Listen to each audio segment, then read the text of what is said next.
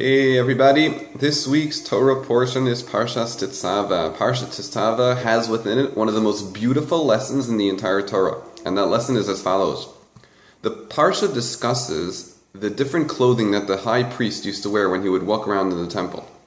And one of the things he used to have was a little plate around right near his heart, that had on it all the names of the 12 tribes.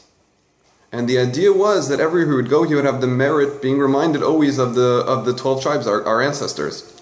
Additionally, he had another place on him which also had the names of the 12 tribes inscribed in it, and that was by his arms, on his shoulders right over here. He would also have the names of the 12 tribes. And our rabbis ask, wait a second, if you want to write the names of the 12 tribes once, we understand. It's a big merit to be reminded of such holy people. But why have it written twice on you, once by the heart and then once on the arms? Why not just do it once? And our rabbis say as follows. There are two kind of people in this world.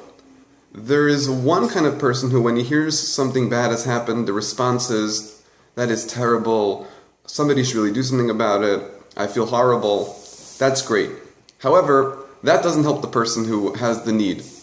The other kind of person is somebody who not only says this is horrible, that's terrible, we have to do something, but it's somebody who actually does something about it. That's the kind of man the Torah is looking for. Somebody who's going to get up and help the person in need, not just feel bad for them. To remind us of that, the Torah said that not only must the 12 names of the 12 tribes' names be inscribed by the heart, where we feel bad for somebody, but also on the arms, to remind us that it's not good enough to just feel bad. You have to do something about it.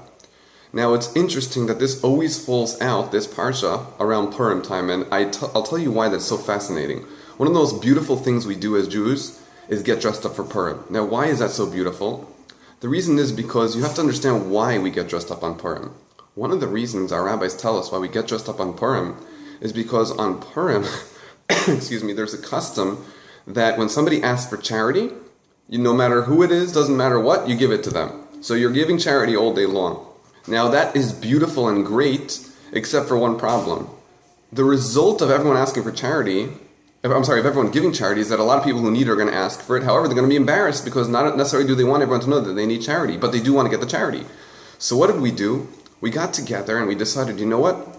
Since everyone's going to be asking for charity on this day, who needs charity, everyone's going to wear a costume so that nobody knows who's who, and this way no one will be embarrassed when they have to ask for charity because you don't know who it is because they're dressed up in their costume. So the entire Jewish nation gets dressed up in costumes so that those few people who need to ask for money won't be embarrassed. This way everyone's getting dressed up so no one knows who's who. It's when somebody asks, they're not embarrassed to ask because everyone's in costume, no one knows who's who. What a beautiful idea. We see a problem, there are people who need to ask for money, they need help, they're embarrassed. What do? We get together and we make every single person get dressed up so that no one is embarrassed. That's the idea. It's not good enough to just say, I feel bad. That is beautiful, but that's not going to help the person. What the Torah is looking for is for somebody who's not just going to feel good, feel the right thing, but do the right thing. Everyone have an amazing Purim and a Shabbat Shalom from Makar.